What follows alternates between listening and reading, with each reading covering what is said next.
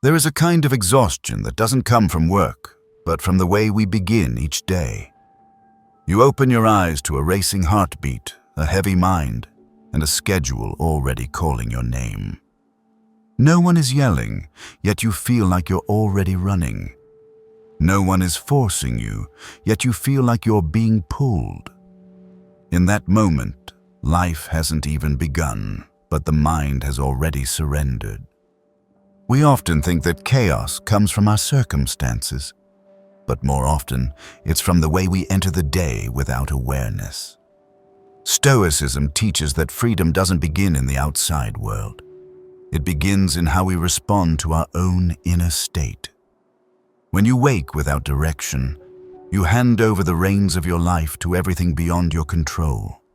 But if you begin the day with awareness, with intention, with a simple but meaningful ritual, you don't just live more consciously, you live with purpose. So the real question is, how should you begin? 1. Begin the day, not with hurry, but with intention. There is a fragile yet vital moment that most people miss. It is the moment between opening your eyes and taking your first action of the day. In that brief window, you are untouched by the noise of the world, unpulled by the gravity of messages, emails, notifications, or responsibilities. It's a rare mental space, pure, empty, and not yet crowded with worry. But quickly, if you're not careful, you lose it. And when you lose that moment, you often lose control of the rest of your day. The common habit is to react instantly. The alarm rings and your body jolts up like a reflex. Your hand reaches for the phone as if by instinct. News, meetings, notes, deadlines, unanswered messages, they flood in like a rising tide.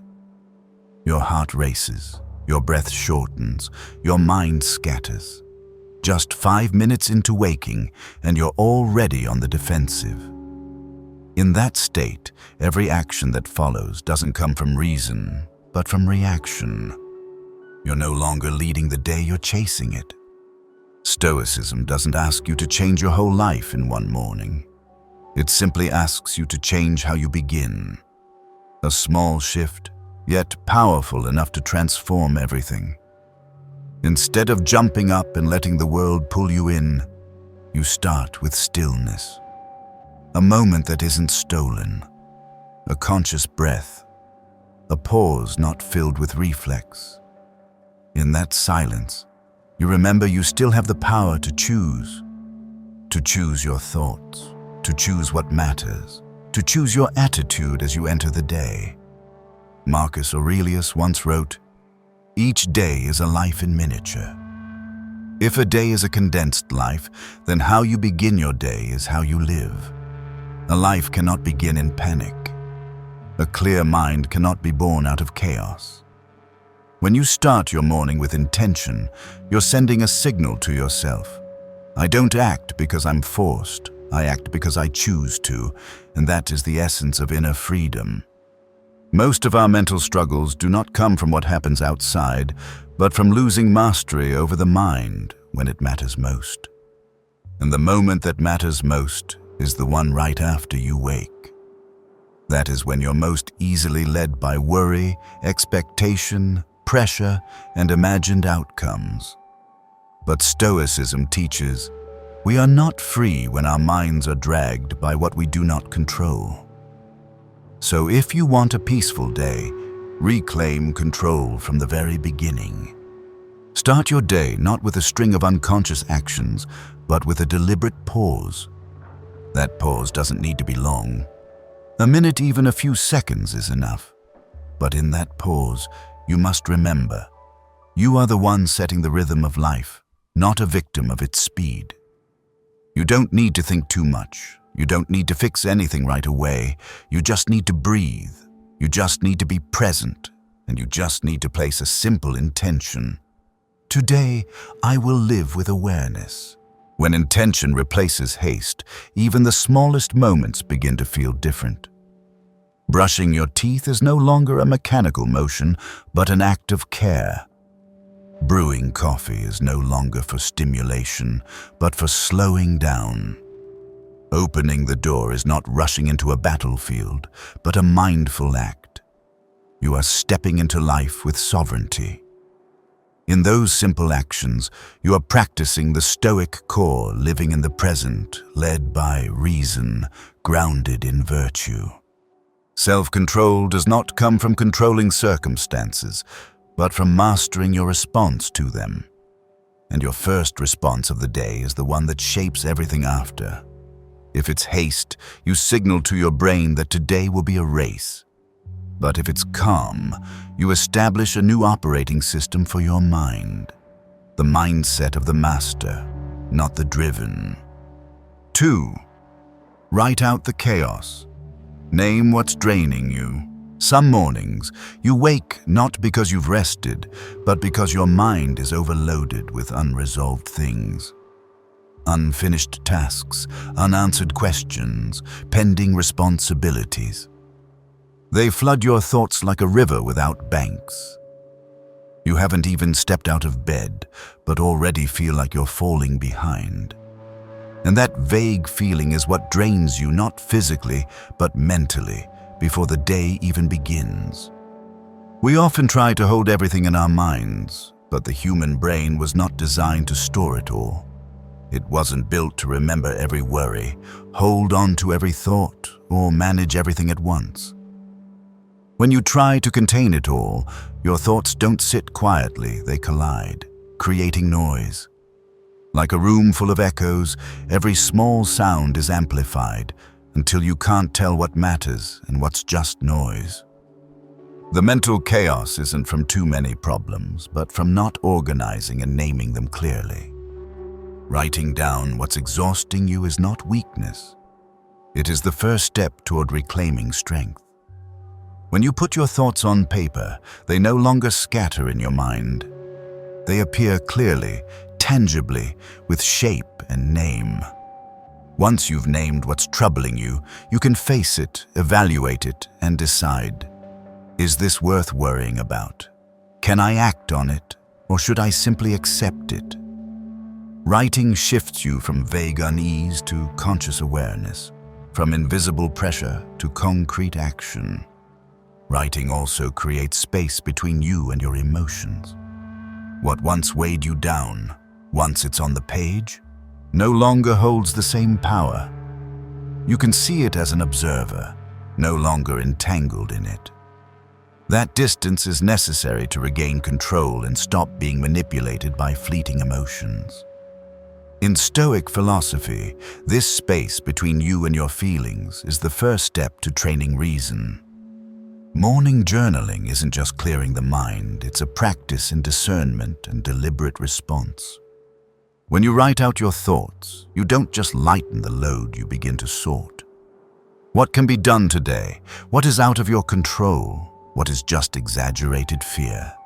What keeps repeating but remains unresolved? These questions don't arise in a mind that's still tangled. They appear only after things are laid out, seen clearly, and organized with reason.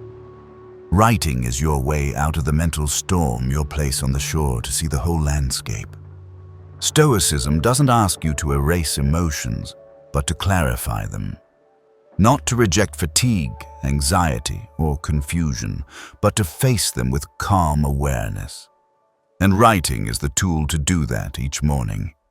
It needs no talent, no eloquence, and no audience.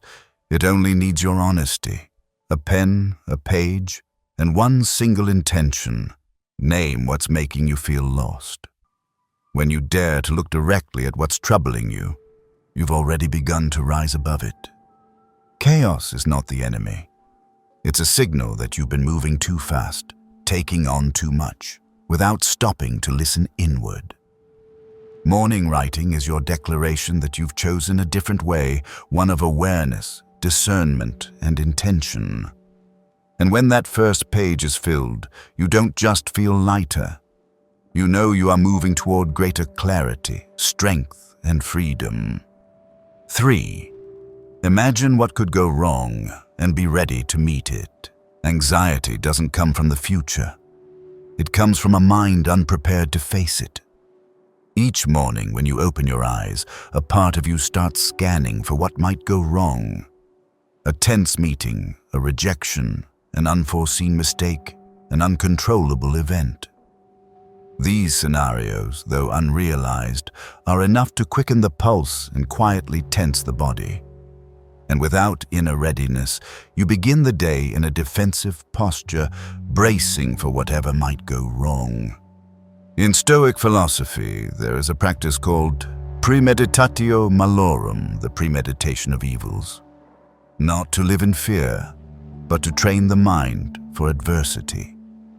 A Stoic does not avoid difficulty, but sits with it calmly, imagining what could go wrong. They do this not out of pessimism, but from the knowledge that surprise is what leads to panic. When you've already envisioned hardship, it can no longer shock you when it arrives. Instead, you realize you are prepared to respond, not merely react. Imagining the worst-case scenario is a way to test your mind in a safe environment. In thought, you can see a plan fail, a relationship break, a harsh criticism, an irreversible loss. You can observe your emotional reaction and then ask, if that really happens, what can I do? What lies within my power? What lies beyond it? And more importantly, can I still live and stay true to myself? When you answer that, you not only ease your fear, but reaffirm your ability to govern your emotions and your actions. This practice allows you to face what you typically avoid: uncertainty. Most of our worries come from the sense that we cannot control what's ahead. But when you dare to confront the unpredictable, you turn the unknown into something your mind can engage with. You don't deny the possibility of misfortune, you dissolve its power with reason. Like a soldier who trains in peace to avoid being blindsided in war, you train your spirit in advance so that hardship won't make you lose yourself when it comes. Not everything you imagine will happen. In fact, most of what you fear never will. But the remarkable thing is, even if none of it comes to pass, your preparation still makes you stronger, because you are no longer entering life in a haze of uncertainty, but with clarity and readiness. You cannot stop the storm, but you have armored your mind. And that is enough to keep you grounded where others are swept away. Seneca once wrote, "We suffer more in imagination than in reality. But when you guide your imagination instead of letting it control you, it becomes a tool of mastery, not a source of fear." When you sit each morning, close your eyes and ask yourself, if today doesn't go as planned, what will I do? You are choosing strength. Not to become emotionless, but to have solid ground beneath you when emotions rise, so you can observe, choose, and act. Remember, the goal is not to predict the future, but to prepare for it with inner steadiness. Because in life, the only certainty is that things can change at any moment. And the one who prepares for the worst is the one most ready to embrace the best.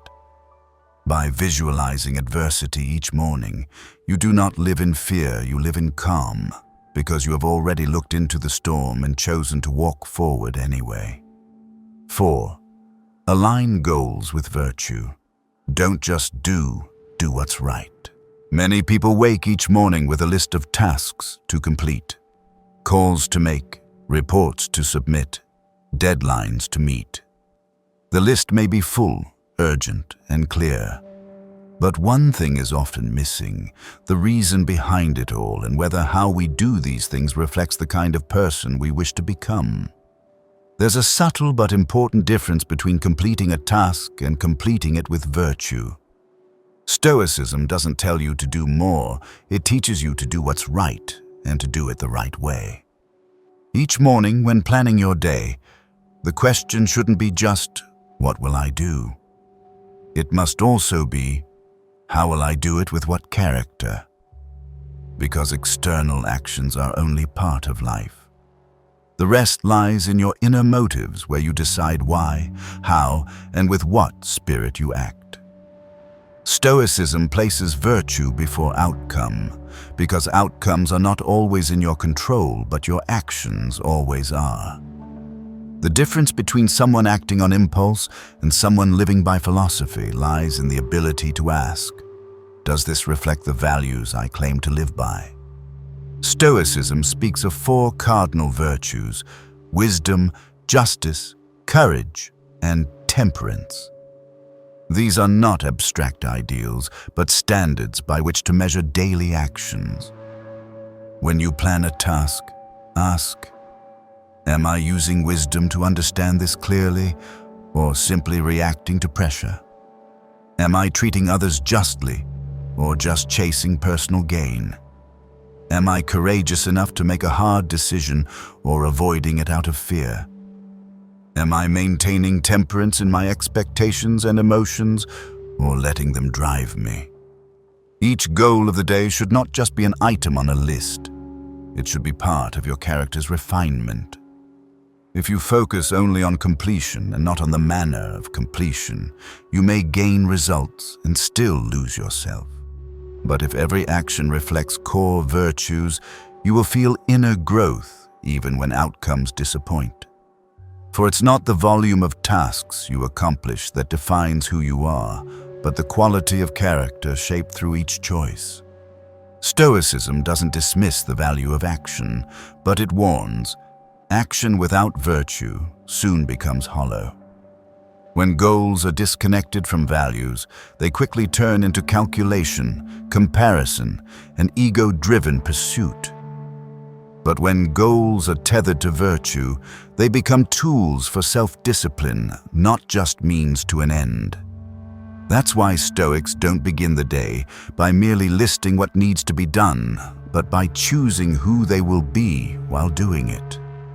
To link goals with virtue is to remind yourself that you have a choice. You cannot control every event in your day, but you can always control your intention. You can choose kindness even when treated unfairly. You can choose calm even when pressured. You can choose reason even when emotion demands reaction. And these choices, repeated in small daily acts, are what shape your soul. So when you write your goals each morning, go beyond asking, "What will I do?"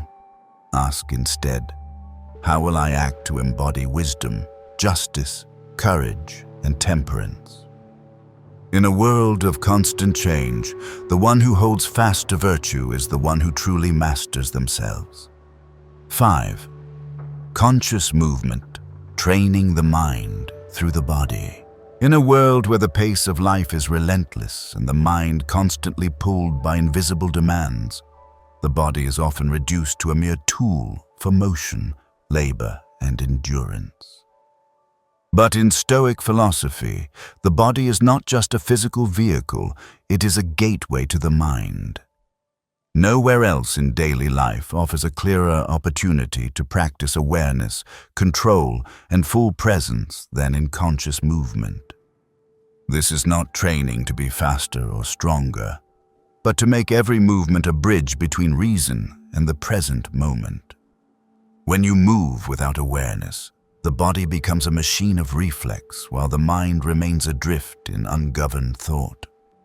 But when you pause, take a deep breath, and begin moving with full attention to each step, each breath, each subtle motion of your muscles, you are reordering both mind and body. No complex routines are needed, no advanced techniques, only presence. Because presence is the foundation of self-mastery. And when you can be present in your body, you can also learn to be present in your life.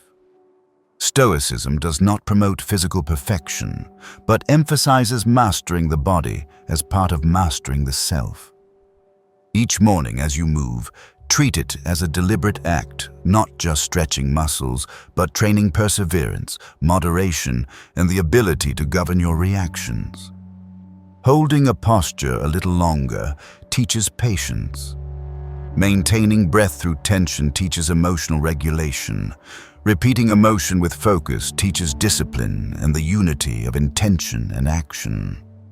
The body always reflects how you're living, whether you notice it or not. Rushed movements, hurried behavior, shallow breathing all mirror a mind that's lost its way. In contrast, a body that moves slowly, steadily, and with control is the clearest image of a mind that is present and aware of its actions.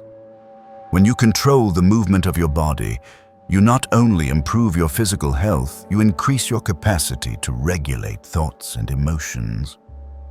It is training that does not divide the outer from the inner. The ancient Stoics believed that freedom doesn't begin with breaking external chains, but with conquering the self. And one of the hardest things to conquer is your own body in the morning when it wants to delay, to linger, to stay in bed. When you choose to rise, stretch, breathe, and move, you are overcoming that resistance not by force, but by conscious choice. That is your first expression of self-discipline for the day. And that small act of will sets the tone for larger choices throughout your day. Conscious movement in the morning is not a goal, it's a tool. Not to showcase achievement, but to cultivate internal stability through physical practice. Each time you place your feet on the floor, twist your torso, stretch your arms, or draw a deep breath, you send a message to the brain. I am awake, I am in control, I am living with attention. That message becomes the foundation for mastery in every small action that follows. Remember, the mind cannot remain steady if it's housed in a neglected body. But a body cared for with presence becomes a reliable refuge for the spirit when the world outside turns chaotic. In each morning motion, you're not just exercising, you're performing a sacred ritual, training the mind by moving through the body, consciously, intentionally, and with dignity. 6. The breath, bridge between inner life and outer reality of all that belongs to us. Breath is the one thing that never leaves from the moment we are born to the moment we depart. We can stop speaking, acting, even thinking, but we cannot stop breathing. Breath is not merely a biological function, but the quiet bridge between body and mind, between our inner world and the world outside. When the mind becomes agitated, rushed, or confused, the breath immediately reflects it. Conversely, when you regulate the breath, you begin to reclaim the mind. That is why in Stoicism, breath is not just life, it is self-control. Each morning as you wake, the first act should not be reaction, it should be a deep breath, one that is full, unhurried, untouched by invisible worries. In doing so, you reset the rhythm of your day. You are not merely pulling air into your lungs, you are drawing awareness back to the present. Because breath only exists in the present, it cannot be delayed or pushed to the past or future. When you pay attention to your breathing, you naturally return to this very moment, where there is no expectation, no regret, only life unfolding in your body. Breath regulation is a form of moving meditation where no thoughts must be eliminated, only witnessed in the stream of your being. When you inhale with intention, you pull a wandering mind back to stillness. When you hold the breath in your chest, you stretch the moment of presence. And when you exhale slowly, you practice letting go. No complex concepts, no lofty imagery, just inhaling and exhaling as a deliberate ritual, and you will feel a clear shift in how you meet the day ahead. In moments of stress, when the mind is under attack from worry, judgment, or pressure, breath becomes shallow, jagged, and uneven. This pushes the nervous system into defense, making you prone to react rather than reflect. But when you interrupt that cycle by choosing to control the breath, you signal to the body, there's no rush. You create space for reason to enter, for emotion to settle, and for clarity to lead. Mastery begins at the smallest level, and breath is the most powerful starting point. To inhale with awareness is to step into your inner power. To hold your breath is to learn how to delay impulsive reaction. To exhale is to release what does not serve the present. When you repeat that cycle each morning with consistency, you're not just training your nervous system, you're training how you face life. Breath becomes the steady pulse reminding you of what matters. You are alive, you still have choice, and you can still govern yourself through any storm. Marcus Aurelius once wrote, "You have power over your mind, not outside events." And one of the most direct ways to claim that power is through your breath. When you govern your breathing, you are gripping the reins of your inner rhythm. You no longer have to chase everything waiting for you because you've already anchored yourself firmly, right here in the body. Breath doesn't change your circumstances, but it changes how you enter them. And that is the difference between reacting to life and stepping into it with purpose. So each morning, give yourself a few minutes to return to your breath. Not to become someone extraordinary, but to remember you still possess the most fundamental power. To live with awareness, beginning with a single, grounded breath. 7. Gratitude, not because everything is good, but because you are still here. In a world where scarcity, comparison, and craving are constantly amplified, people find it harder and harder to feel content. Each morning upon waking, the mind tends to pull you toward what is missing, what remains undone, or what makes you feel incomplete. That is why practicing gratitude at the start of the day is not a form of romanticism or false positivity, but an essential act to reset perception.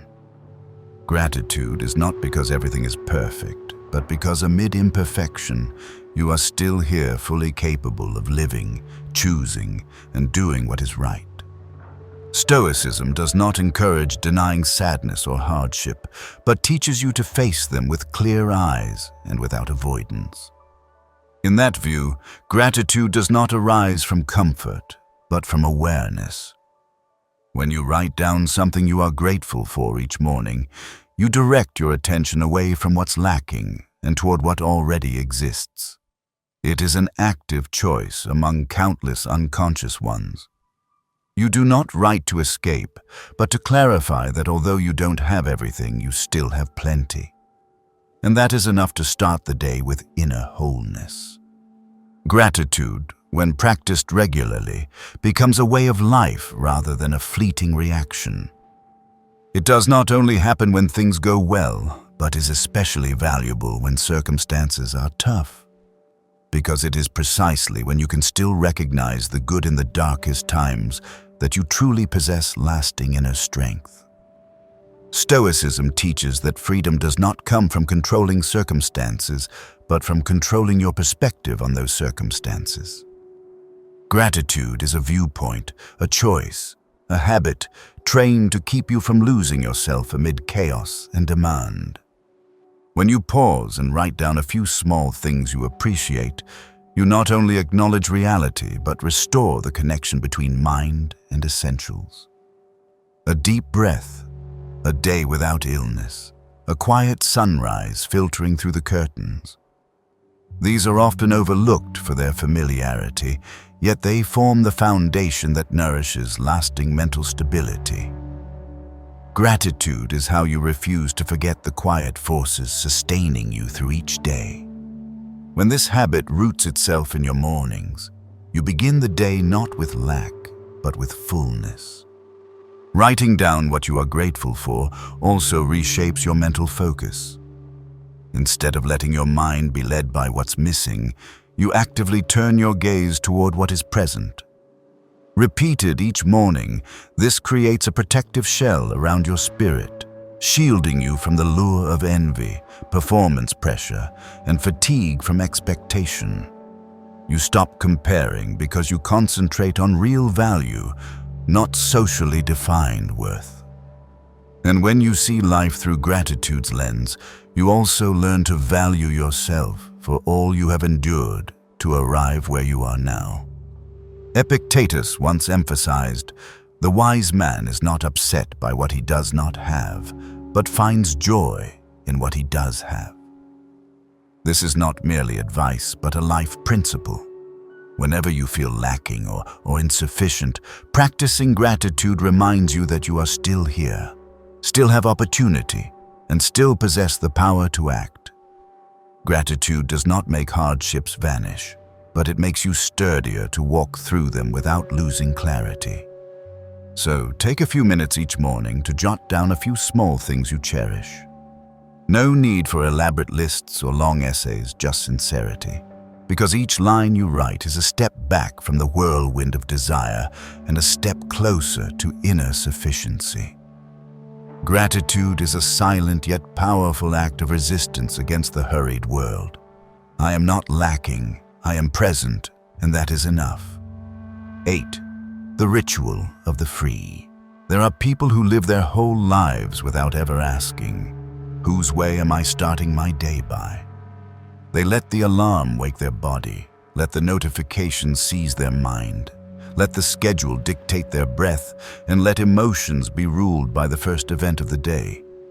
That is not a sovereign life, but a chain of unconscious reactions. In contrast, the morning ritual of the Stoic is not performed to beautify a timetable, but to reclaim mastery from the very first moment of a day. It is an affirmation that you will live not by what the world imposes, but by what you choose with awareness, discipline, and virtue.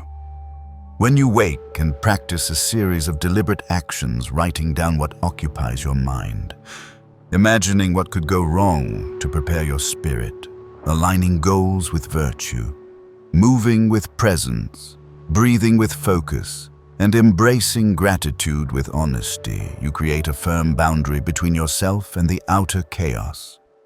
You are no longer dragged along, but actively choosing your pace, direction, and step.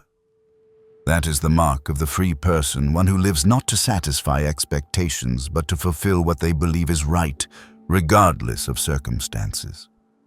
The morning ritual does not promise a day without challenges, nor guarantee that you will always remain calm. But it gives you a start sturdy enough so that when everything changes, you still hold your core. It trains you daily not to be worn down by pressure, not to be shaken by external events, and not to be swept away by fleeting emotions. It is silent but persistent preparation, accumulating bit by bit into inner strength that no circumstance can take away once built. Marcus Aurelius once said, "Act as if today were the last day of your life." When you begin your morning with appreciation, intention, and mindfulness, you live as if every moment matters. And that way of living is true freedom, not freedom from duty, but freedom from ignorance, reflex, and inertia. So if you want a different day, don't wait for circumstances to change. Start tomorrow morning with a simple but powerful ritual. No complexity needed. Just remember you can begin again each morning, each breath, each choice. That is the privilege of the awakened. That is the ritual of the free. In a world where speed is often praised over awareness, taking time each morning to turn inward is no longer a luxury, but a necessity for anyone seeking to live with sovereignty. I believe the morning ritual inspired by Stoicism is not meant to make us perfect, but to help us preserve our essence amid imperfection. It is not a rigid system, but an opportunity to question what truly matters before life throws a barrage of demands at us. From writing down a restless mind, to imagining what could go wrong, shaping behavior through virtue, to breathing, moving, and practicing gratitude, all are ways to remind yourself. You are not bound to live by reflex. You can live by choice. And that choice, repeated every morning, is the path to lasting freedom from within. If you find value in what has been shared, please like, subscribe, and turn on notifications so you won't miss the next content. And wherever you are on your journey, please remember, a day begun with awareness is a day you did not let life pass by in vain. See you in the next video.